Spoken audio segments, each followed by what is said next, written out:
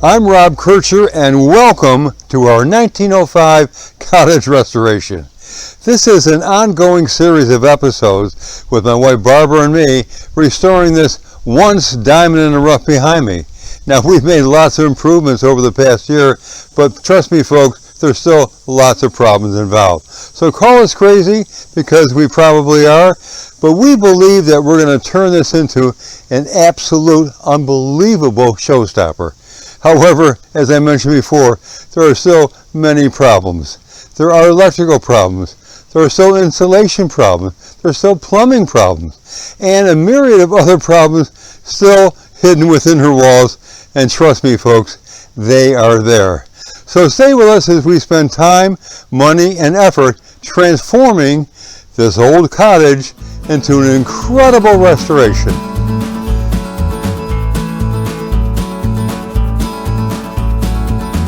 Coming up in this week's episode, I'll be installing a new vinyl picket fence next to our Halsta garden, and then clearing a spot for a 10 by 12 Paver Patio that will be the location for our new harvest table.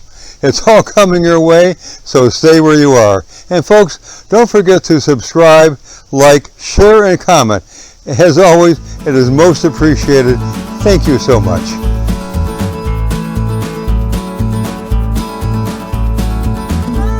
I started at the crack of dawn in the rain, and it's still spitting, so it's muddy galore around here, if you will.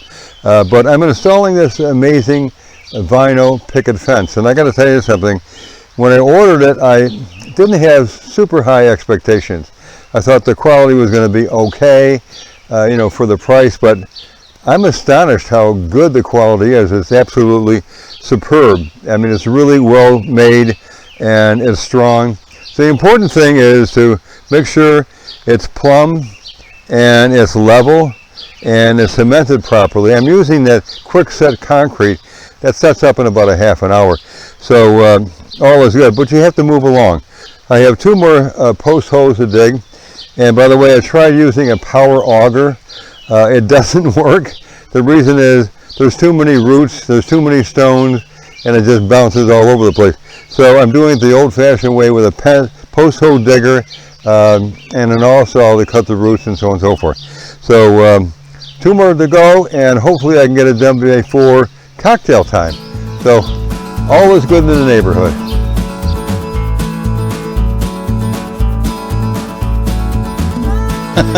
Well, now that I spent about 3 days of arduous labor clearing the site for our harvest table, which is approximately 10 feet by 12 feet. And what I mean by clearing the site, and that is digging up tree roots, surface tree roots from that big old maple tree. And it was just a network. It looked like varicose veins. And worse than that, actually.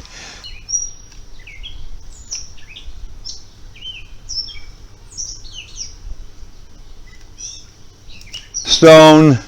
It was also at some point a depository for junk that they just were throwing away, like broken glass and pieces of metal, insulation, all kinds of crazy stuff. So once they got all that out and was able to level it to approximately 5 inches, 5.5 inches, and try to get it as level as possible.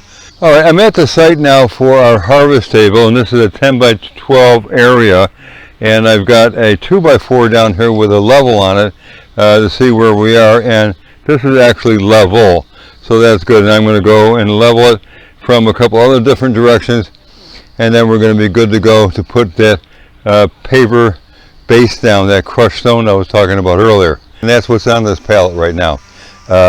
This is called paver base. It's a fancy name for nothing more than crushed stone. Wish me luck, because again, we have dinner at 3:30 at a friend's house, and I've got to get this thing done. I'm going to put about 1.5 inches, maybe 2 inches of that throughout the entire site. Okay, 52 bags of paver base is now on the site. They just have to be opened up and raked out evenly, and then we're going to pound it with our 10 by 10 stomper. Then you want to put leveling sand down, and I have that on another pallet. I'll show you that. Beneath that is the paver sand, and again, it's a fancy name, but it's basically the leveling sand. That'll go down. This is one of our pavers. It's made out of concrete, and it's 18 inches by 18 inches, and it has a depth of about 1.5 inches. So this is going to go down on top of the leveling sand. Well, I'm in the midst of dealing with this paver platform, if you will. It's a 10 by 12 for our harvest table, and there's lots and lots of challenges here because there's lots of different things going on. I've got the curvature of the patio. I've got this edge of our big lake rocks, and down here we have the curvature of our new sidewalk.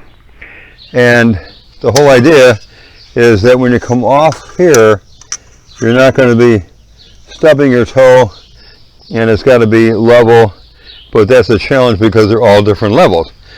Compounding that is I want the rainwater to go away from the patio and in that direction. So I have to be able to give it a little bit of a pitch in that direction. So I've never done this before, and sometimes my wife and I just talk about common sense. I think this is common sense, but we'll find out how we make out. So stay with me. Now you want to take as many precautions as possible when you're cutting masonry, because anything can jump into your eye or pop into your mouth, if you will. It puts out a lot of dust when you're cutting these things. I'm going to be putting on my mask, and I'm going to be putting on my goggles, and I'm going to be using my, this is a special disc. It's a diamond disc for cutting masonry. It does very well. But again, you got to be careful. So here we go, cutting this piece here, which is going to go in that little triangle over there.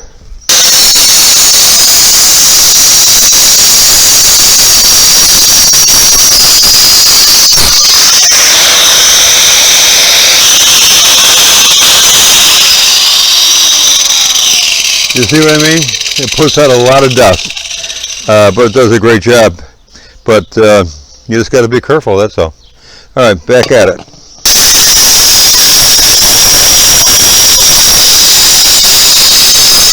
So here's a little trick that I've learned. Once you get about 75%, maybe 80% through, you can actually hit it with a rubber mallet, and it'll give you a clean cut like that. So now I'm going to take this and kind of just clean those edges up a little bit, and hopefully it's going to fit very well.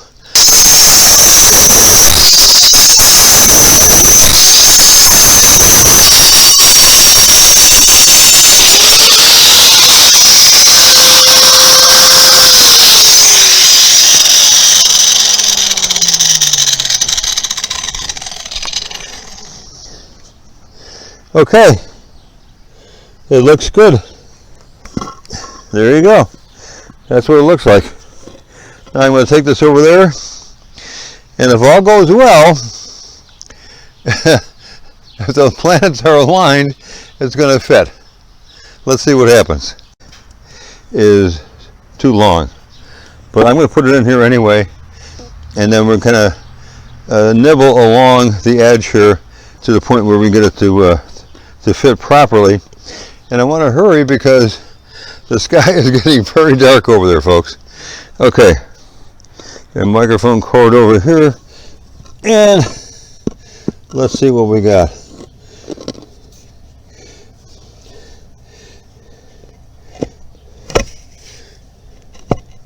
Yeah, it fits beautiful here, and this is a little long here. Not terrible. Okay.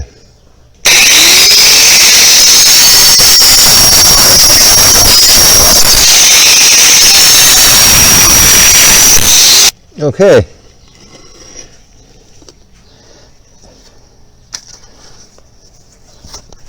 I think we've got it. Now, just leveling the sand out here.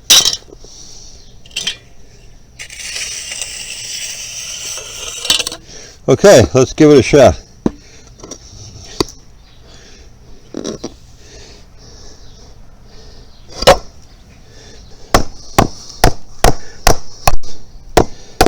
And look at that, folks. You couldn't ask for a better fit. Yay! Well, get that mask off.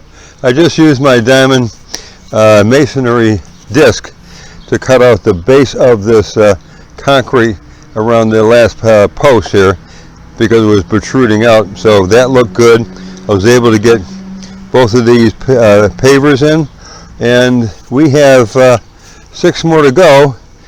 And this part of the project is completed. And the last step is going to be putting on, it's a form of sand, but it's more than that. It's a little more complex. Polymeric sand. And this is the stuff that will lock everything in together. So you're going to want to broom that on top of all your pavers, get a garden hose, water it down, maybe broom it again, maybe water it down again. And this stuff, polymeric sand, is going to lock all these pavers together. And by the way, it's the same color. It's like grout on a tile, okay? It's the same color as the paver, made specifically for that. The exciting part is going to be when we actually put the harvest table on top of this. Now, we've already purchased it. It looks great. It's rectangular and it has 6 chairs, so it's a 6-person harvest table. Now the big secret is we're going to put a pergola above that, or pergola depending on how you want to pronounce that. Nothing crazy, but a simple pergola that will fit that space. And what it's going to do is going to establish it as its own area, if you will. And then we're strung above that in the rafters. I'm going to run, you've seen them all over the place, these outdoor lights. They're about yay high, if you will, but the solar powered ones. So we're always going to have light out there, even in the winter time. It's going to give us a little cheer, if you will, when you look out the window.